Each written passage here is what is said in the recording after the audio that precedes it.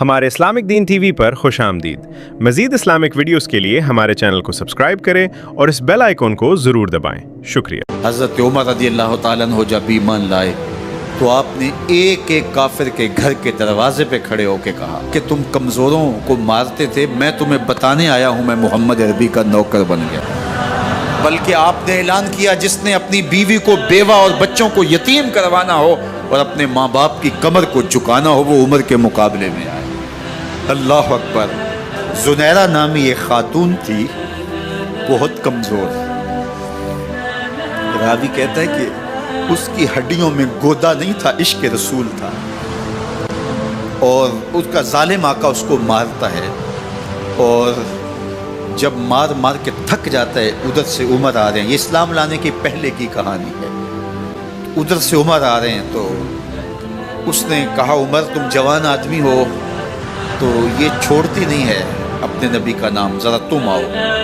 عمر کوڑا پکڑ لیتے اسے مارتے مارتے تھک جاتے ہیں تو پانی پینے لگتے ہیں، تو کہتے ہیں مجھے تیرے پہ ترس نہیں آیا لیکن میں ذرا پانی پینے لگا ہوں، اور پھر گلے کے اندر ڈال کر کے کوڑا اور اس کی رسی کو بل دیتے ہیں اور اس کی آنکھیں باہر نکل آتی ہیں اور کہتے ہیں بلا اپنے نبی کو جو تیری آنکھوں کی بینائی واپس کرے۔ اللہ اکبر۔ تو اس نے آسمان کی طرف منہ کر کے کہا مالک میں کبھی بھی آنکھوں کی بینائی نہ مانگتی لیکن اب تیرے نبی کی عزت کا سوال ہے۔ آنکھوں کی بینائی واپس ہو جاتی ہے۔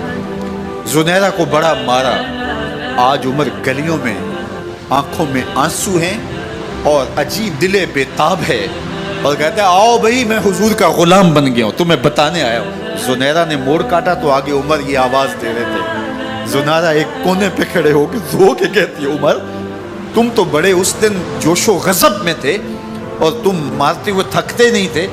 تو عمر نے کہا زنیرہ اس دن میں نے دیکھا نہیں تھا، اب میں محمد عربی کو دیکھ آیا ہوں۔ جنہ ویکھیا نہیں ہو کرن گلاں، جنہ ویکھیا نہیں ہو کرن گلاں، جنہ ویکھیا ہو تے بول دے، جڑے محرم راز حقیقت دے اور راز حقیقت کھول دے۔ تو حضرت عمر رضی اللہ تعالیٰ عنہ ایمان لائے۔ حضرت عبداللہ ابن مسعود رضی اللہ تعالیٰ عنہ فرماتے ہیں کہ حضرت عمر کا ایمان لانا مسلمانوں کے لیے عزت کا سبب تھا، ان کا ہجرت کرنا مسلمانوں کی نصرت تھی اور ان کی خلافت مسلمانوں کے لیے رحمت تھی۔ حضرت عمر رضی اللہ تعالیٰ عنہ وہ ہیں کہ میرے حضور نے فرمایا لوگوں جب نیک لوگوں کا ذکر کرو تو میرے عمر کا تذکرہ ضرور کیا کرو۔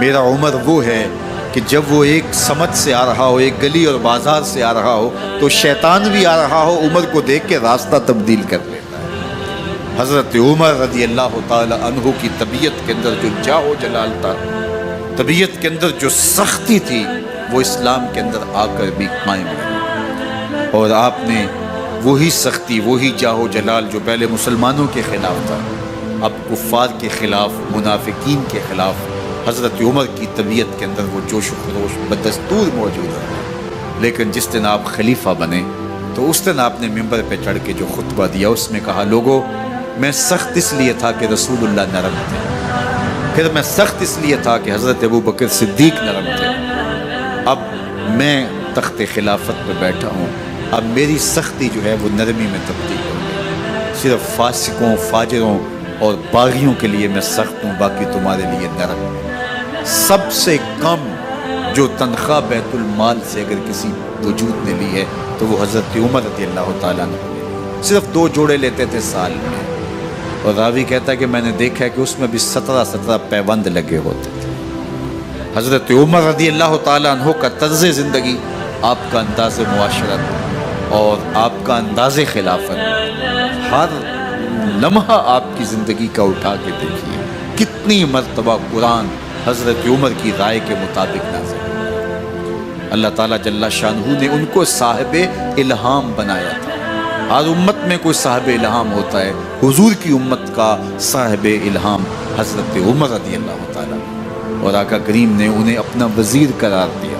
فرمایا میرے 2 وزیر آسمانوں میں ہیں، 2 وزیر زمینوں میں ہیں، آسمانوں کے وزیر جبرائیل اور میکائیل ہیں اور زمین کے وزیر ابو بکر اور عمر رضی اللہ تعالی عنہما۔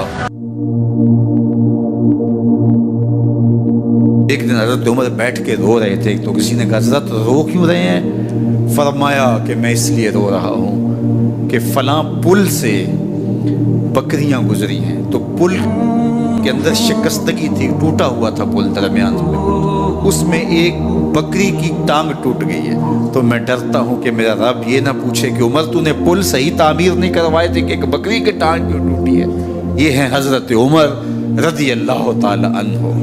اللہ اکبر۔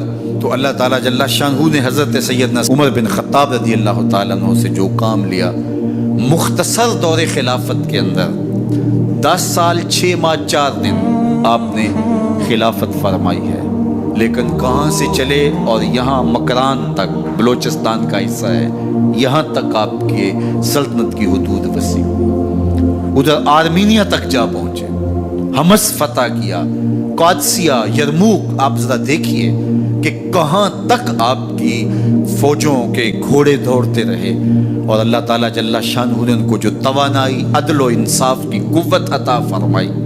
اللہ اکبر۔ جب زمین پہ عدل کیا ہو تو زمین بھی حکم مانتی ہے، اور حضرت عمر وہ تھے جن کا حکم ہوائیں بھی مانتی تھی، زمین بھی مانتی تھی، جن کا حکم جو ہے وہ آگ بھی تسلیم کرتی تھی اور دریا بھی ان کا حکم مانا کرتے تھے۔